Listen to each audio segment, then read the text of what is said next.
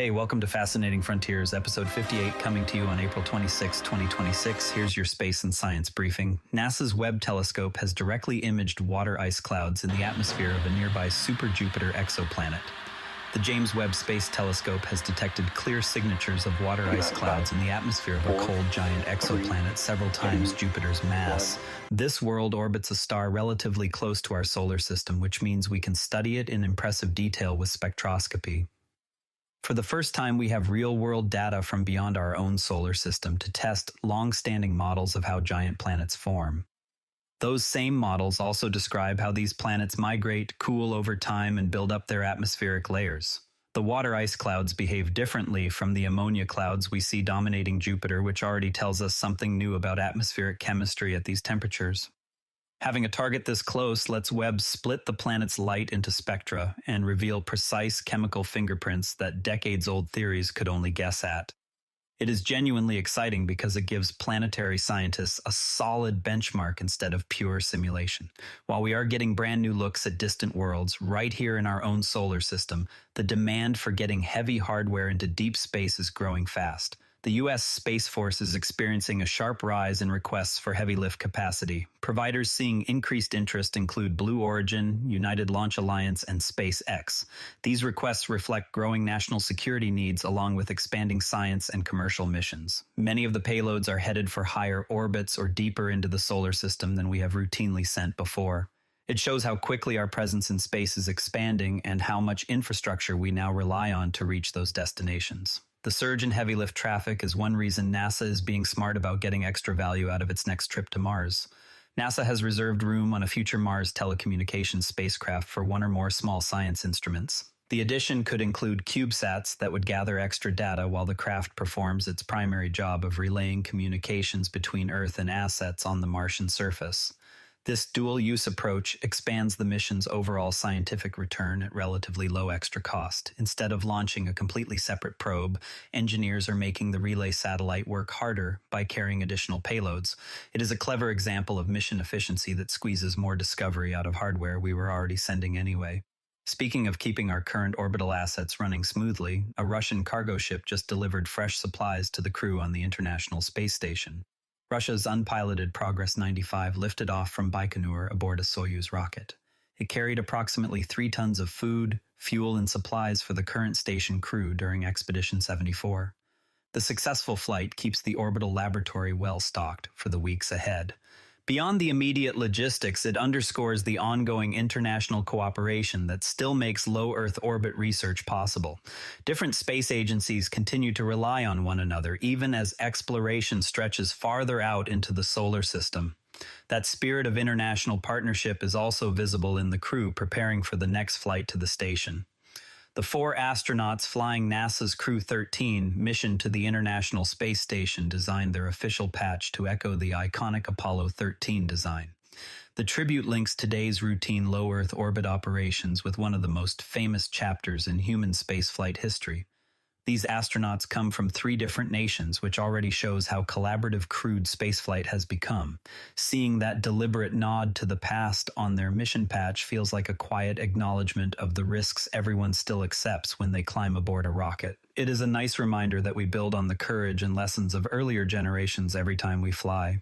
While crews are honoring the past, one engineer's personal journey from the Philippines to NASA is helping write the next chapter beyond low Earth orbit. Engineer Jay Bustamante, originally from Cebu in the Philippines, is playing a key engineering role on NASA's Artemis II mission.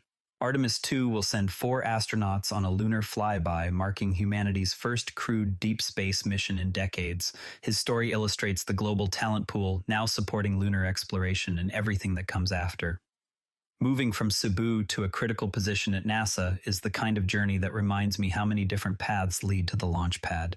It is inspiring to see how many countries now contribute expertise to these ambitious programs, and that lunar flyby has already set a new distance record from Earth, something that made an Apollo 13 veteran very happy. During its lunar flyby, Artemis II traveled farther from Earth than Apollo 13 ever did. The previous record holder, astronaut Fred Hayes, has graciously welcomed the new mark. He noted that the moon's position at the time simply allowed the modern mission to reach a greater distance. There is something really special about one generation of explorers cheering on the next as records fall. It feels like the torch is being passed in the most positive way possible. While we are celebrating new records heading to the moon, new data from Chandra is changing how we think about the early lives of stars. Data from NASA's Chandra X-ray Observatory shows that young stars lose their X-ray brightness far more rapidly than previous models predicted. This finding refines our understanding of stellar youth in a meaningful way. It will affect how astronomers interpret the early evolution of stars across the entire galaxy. The faster dimming changes assumptions we have been using in simulations for years.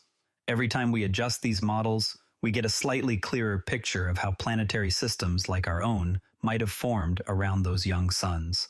From professional observatories to backyard telescopes, our audience continues to produce beautiful science under challenging conditions. One observer used a Dwarf 3 smart telescope to image the Pinwheel Galaxy, also known as M101, in Bortle 6 skies.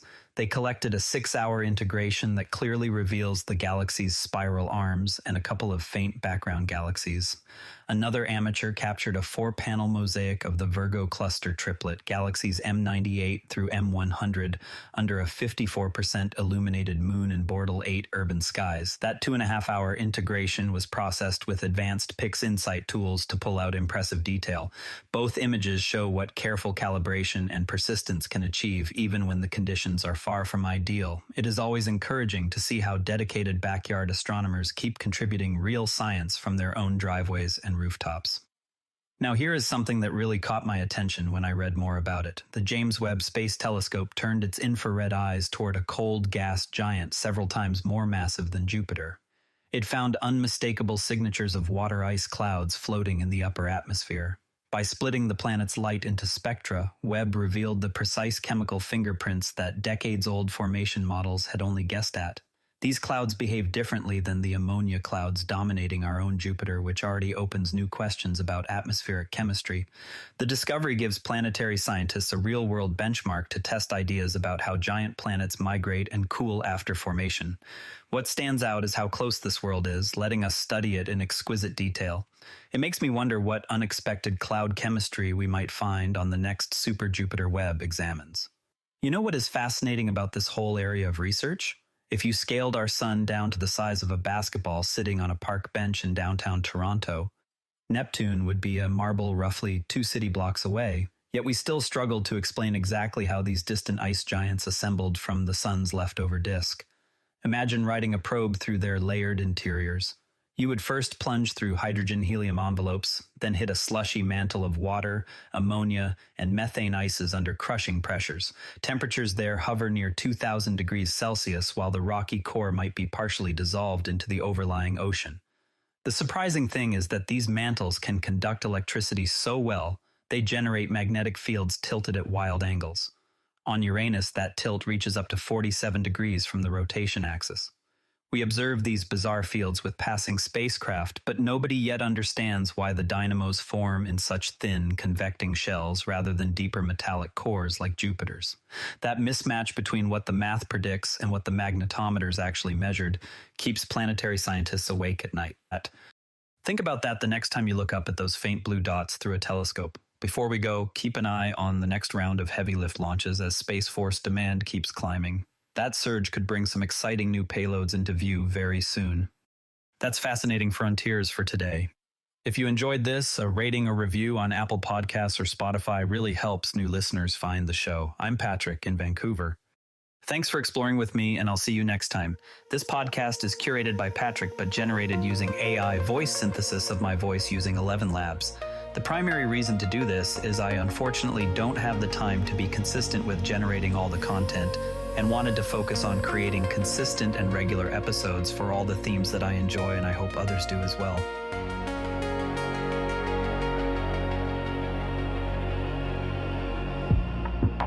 Drifting softly through the